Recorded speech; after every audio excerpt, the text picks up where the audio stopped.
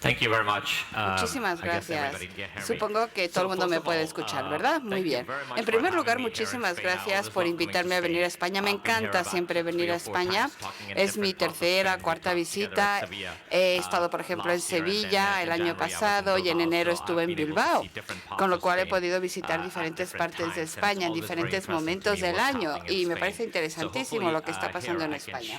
Espero ahora poder compartir algunas ideas que tengo sobre la innovación, el espíritu empresarial y también lo que está sucediendo a nivel macroeconómico en el mundo y cómo vinculamos la economía y el componente empresarial.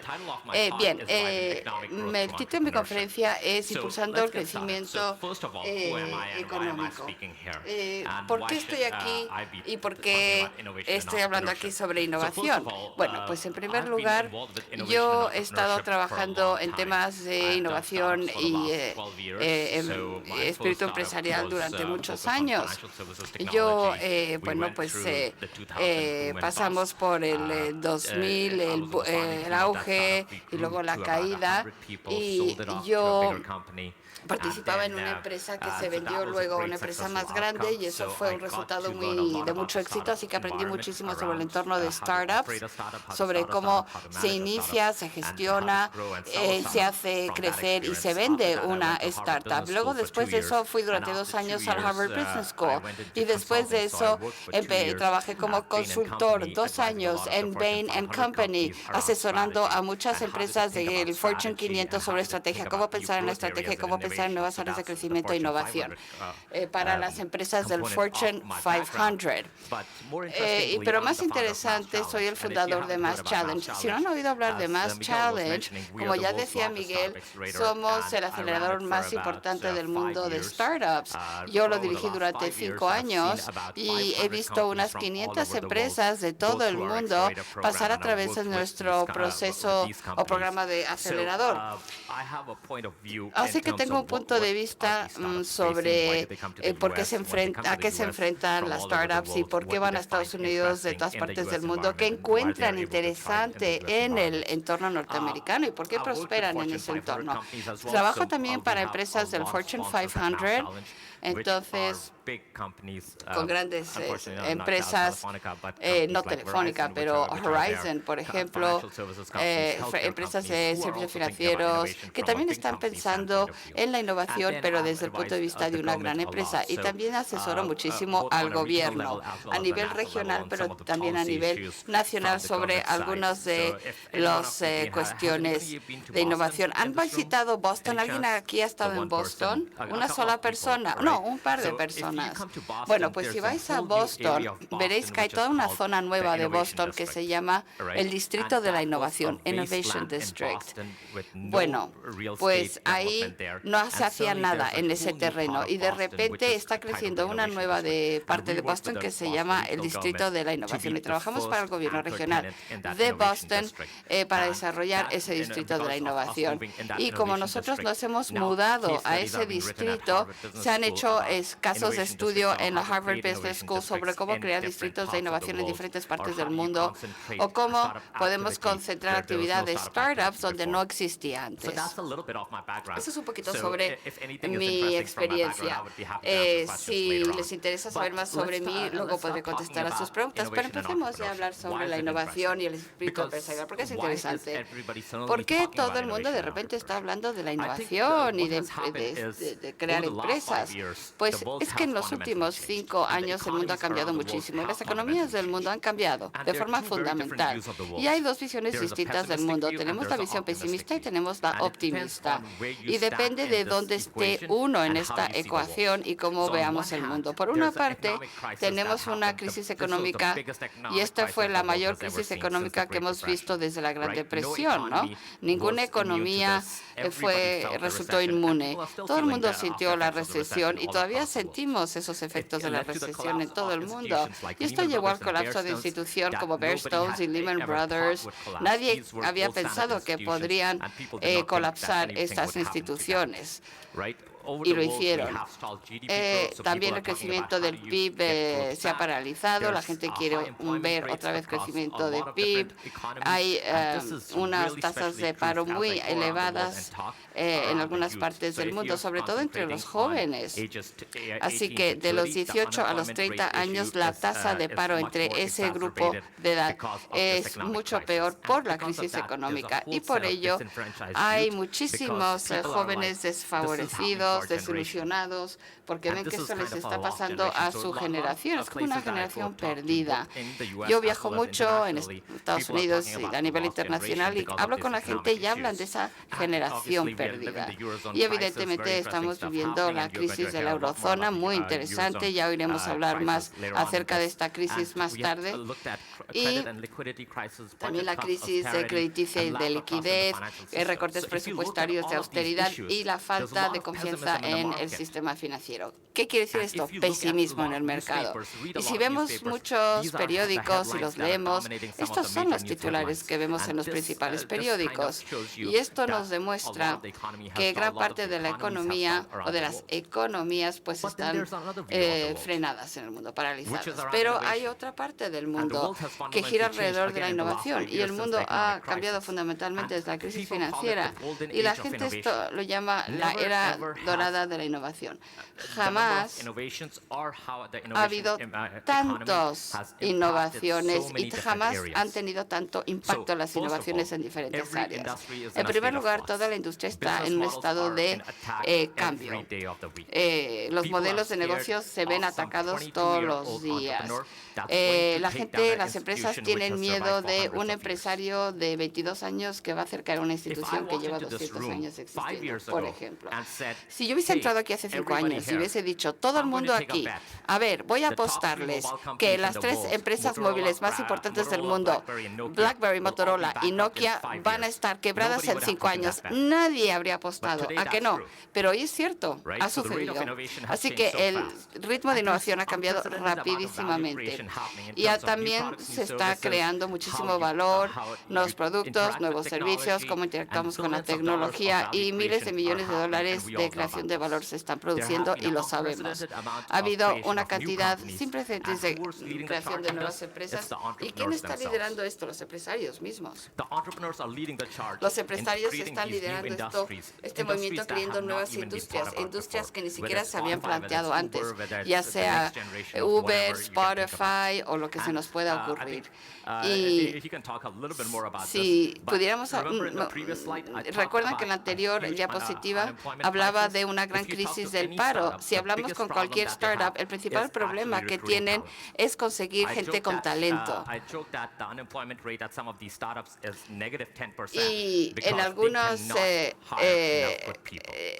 estas startups, la tasa de paro es menos 10%, no 10%, menos 10%, porque no encuentran gente que les valgan. Y muchas de estas empresas ni siquiera existían hace 5 o 7 años. El iPhone, que todo el mundo lleva en su bolsillo, o un Android, este tipo de dispositivos generan más beneficios que las empresas del Fortune 500, la mayoría de ellas. Entonces, 2 visiones muy distintas del mundo. Por una parte, mucho pesimismo en el mercado, no hay crecimiento, la crisis de crecimiento del PIB. Y por otro lado, tenemos todas estas personas con ideas creativas y creando millones de dólares de valor. ¿Y por qué está pasando esto? ¿Por qué hay esta división en estas 2 partes del mundo? Bueno, pues depende de dónde estemos en estos 2 lados. Algunas veces ve el pesimismo y dicen, ¿cómo voy a salir de esta crisis? Por otro lado, los otros dicen, bueno, esta es la segunda revolución industrial. ¿Recuerdan cuando las empresas de acero empezaron a construir nuevos productos? Bueno, pues eso es lo que está pasando en el mundo. Si vemos el lado optimismo, la gente cree que el mundo va a cambiar muchísimo en 5 años y que se van a aprovechar de esa oportunidad y sacarle provecho. Bien, entonces hay grandes cambios estructurales produciéndose en la economía mundial y se debe a la innovación y el espíritu empresarial. No sé si podéis ver las pantallas, pero aquí tenemos la lista de algunas empresas que son fuertes en este campo, pero hay ninguna industria que no haya cambiado por la innovación y el espíritu empresarial. Por ejemplo, en la distribución y el comercio, Amazon, eBay, películas, ya sea con Netflix o YouTube, música, coches, asistencia sanitaria, viajes, educación, periódicos, hasta la investigación y los viajes espaciales. No hay una sola industria ahora mismo que no esté cambiando. ¿Por qué? Pues por el comportamiento de los consumidores y el cambio en los modelos de negocios. Entonces, ¿por qué está pasando todo esto? Y algunos de ustedes quizás lo sabrán, pero lo que está pasando, lo fundamental, los últimos 5 a 7 años es que ahora es mucho más barato hacer un startup, iniciar una empresa. 90% más barato de empezar una startup que en el último boom tecnológico que tuvimos. Antes costaba $5 millones, ahora cuesta $5,000. Y les voy a explicar el por qué. ¿Qué es lo que ha sucedido? Bueno, ¿por qué es esto posible? Un motivo es la infraestructura más barata.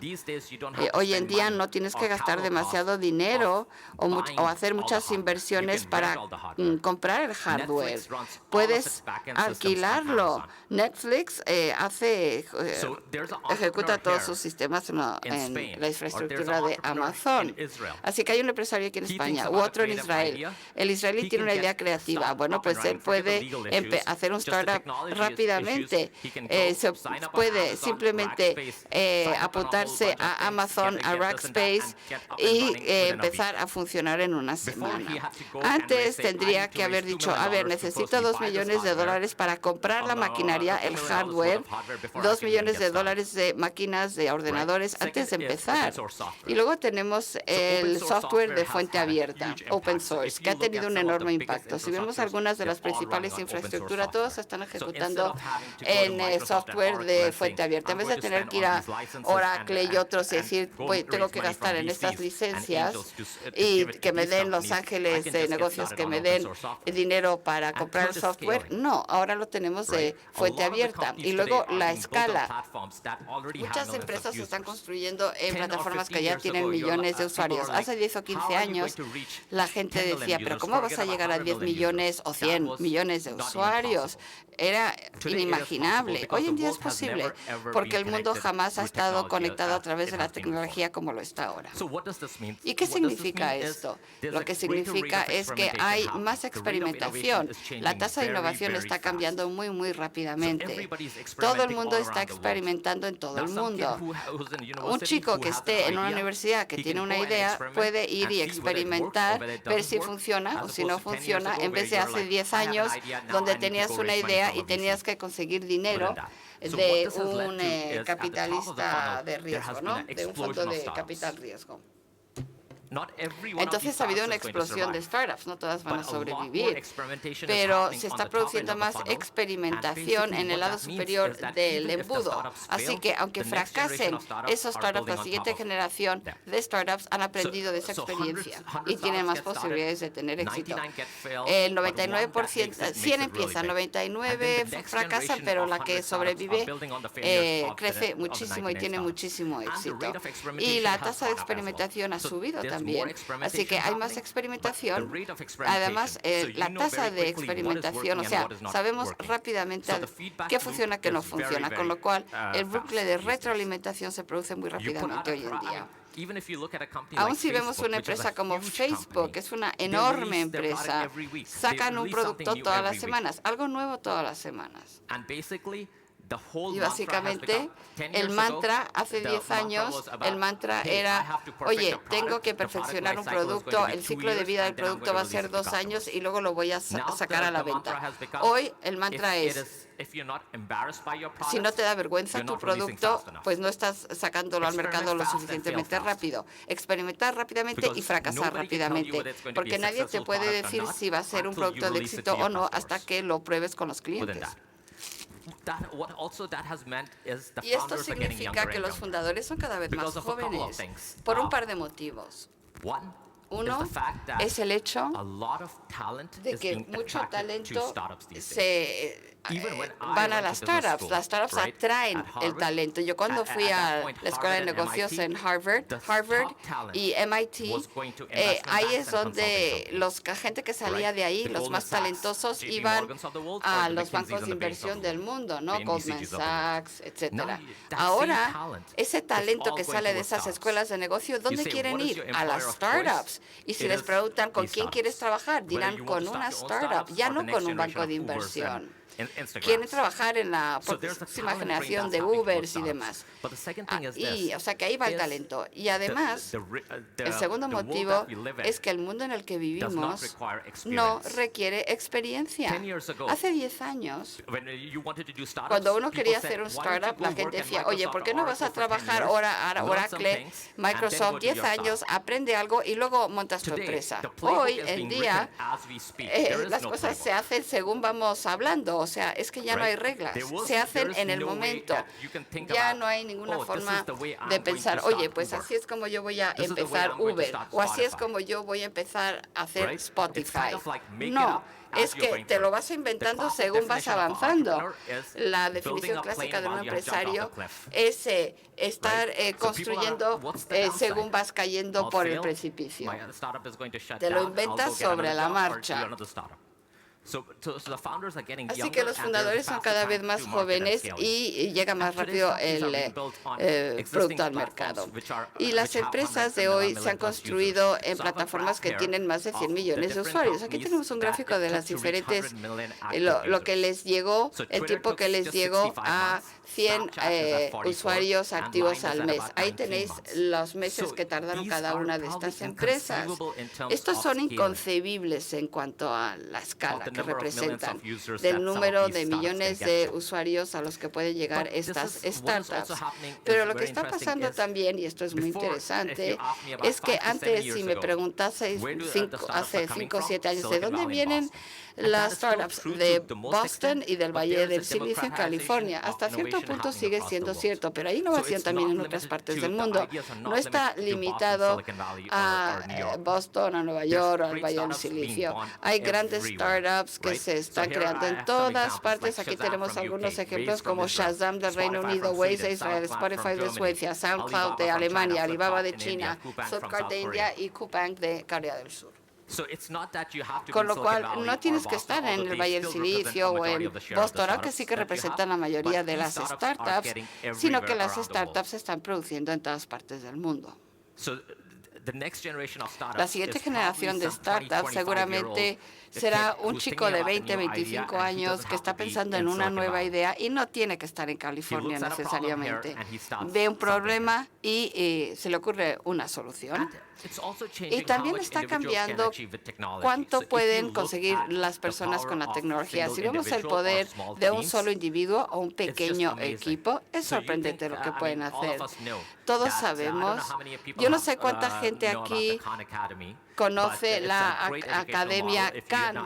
El Khan Academy es un maravilloso modelo de educación. Si no lo conocéis, es fantástico. Es un señor que estaba aburridísimo, así que empezó a hacer webs, vídeos de educación para enseñarle a su sobrina que tenía 5 años. Esos vídeos han tenido tanto éxito que está cambiando la forma en que se educa a la gente. a los niños. Y esto es accesible en todas partes del mundo. Y la pregunta es, ninguna de estas industrias van a tener el mismo aspecto dentro de 10 años. Al empezar mi presentación dice, a ver, si eres un empresario, este es el mejor momento para ser empresario, porque en primer lugar, puedes competir con grandes industrias y retar grandes modelos de negocio que antes no era posible. Y ahora todo el mundo está pensando en cómo va a ser distinto el futuro dentro de 10 años. ¿Cómo va a ser el futuro? Desde luego, quebrarán muchos modelos de negocio existentes, y tengo el ejemplo de Barnes, que era una gran cadena de librerías en Estados Unidos y quebró Blockbuster. ¿Os acordáis de Blockbuster? Los videoclubs han quebrado también. Y si las empresas no son ágiles y cambian, van a fracasar. Y todas las empresas están pensando cómo cambiar el modelo de negocios para responder a estas startups. Y va a haber algunos que van a atacar, que ya existen, como Amazon. Bueno, ¿qué significa esto para nosotros? Pues depende de dónde estemos y dónde empecemos, ¿no? Yo he trabajado con muchos gobiernos nacionales y regionales, y para ellos la cuestión es cómo fomento y capturo este crecimiento económico. Y hay dos escenarios distintos: fomentar más experimentación, más creación de empresas, permitiendo a más gente convertirse en empresarios, crear héroes de los empresarios y luego capturar esto. Uno de los principales problemas que veo es que la gente tiene una gran idea, pero luego se van del país, se mudan, porque no obtienen el apoyo o los ecosistemas necesarios para crecer ahí. Y dicen, bueno, pues me voy a otra gran ciudad donde tengo mejor infraestructura para las startups, un mejor ecosistema para crecer. Y luego, ¿de dónde va a venir la siguiente generación de trabajo? Seguramente a través de pequeñas empresas y empresarios. Convertirse ellos mismos en empresarios. Y si eres una empresa, te tienes que preguntar, ¿me voy a ver disrumpido? ¿Voy a ser el siguiente Nokia? ¿Quién me va a convertir en el siguiente Nokia? Y si no cambio yo, alguien va a venir y disrumpirme. Y luego, ¿cómo compito a nivel global? Porque hoy todo, o sea, el mundo es un mercado global. Y si eres una empresa de los Fortune 500, pues todas estas empresas están compitiendo a nivel global. Y luego, si eres una startup o un empresario, lo que tienes que pensar es cómo construyo un producto y lo escalo rápidamente y creo un mayor ritmo de experimentación para mi startup. Voy a darles algunas diapositivas sobre Mass Challenge. Pensamos, porque Boston era un gran sistema o ecosistema de innovación, y entonces dijimos, bueno, pues vamos a hacer Mass Challenge. Y como digo, es el programa más importante del mundo para impulsar a las startups. Es como un catalizador de startup y puede ser de Corea, de España, de donde quieras. Si tienes una gran idea, puedes presentar una solicitud. Tenemos 2,000 solicitudes todos los años de 60 países del mundo. Hay 128 asientos, o sea, plazas. Aceptamos a 128 empresas todos los años a través de una competición. Pasan por un programa de 4 meses donde les damos todos los recursos que necesitan para acelerar su crecimiento, y al final del programa también pueden venir premios en efectivo. Tenemos $2 millones en concesiones que damos a las startups, y entre 10 a 20 empresas ganan esos $2 millones que se los reparten. Pero más importante que eso es cómo nos planteamos el ecosistema de innovación. Pues pensamos en que un ecosistema de innovación que es bueno tiene que ser de abajo hacia arriba y de arriba hacia abajo. Yo he visto suficientes ejemplos de enfoques de arriba hacia abajo, donde el gobierno dice, bueno, necesitamos crear un ecosistema de innovación, pues vamos a dar $500 millones para construir maravillosos edificios servicios como en Oriente Medio. Tenemos que diversificarnos de nuestra economía del petróleo, por ejemplo. Y vas ahí a Oriente Medio, tienen maravillosos edificios, pero no hay nadie dentro. No hay empresarios comiendo pizza a las 12 de la noche. Y luego hay otros sitios donde hay innovación de abajo hacia arriba, donde hay mucha energía empresarial, quieren hacer algo, pero no obtienen el apoyo del gobierno por políticas y regulaciones y muchas cosas. ¿Qué hacen entonces? Pues se van a otro país donde sí pueden obtener ese apoyo. Así que si estás pensando en construir un gran ecosistema de innovación, tiene que ser de arriba hacia abajo y de abajo hacia arriba. Hay varios componentes que tiene ese ecosistema. El gobierno es uno de ellos.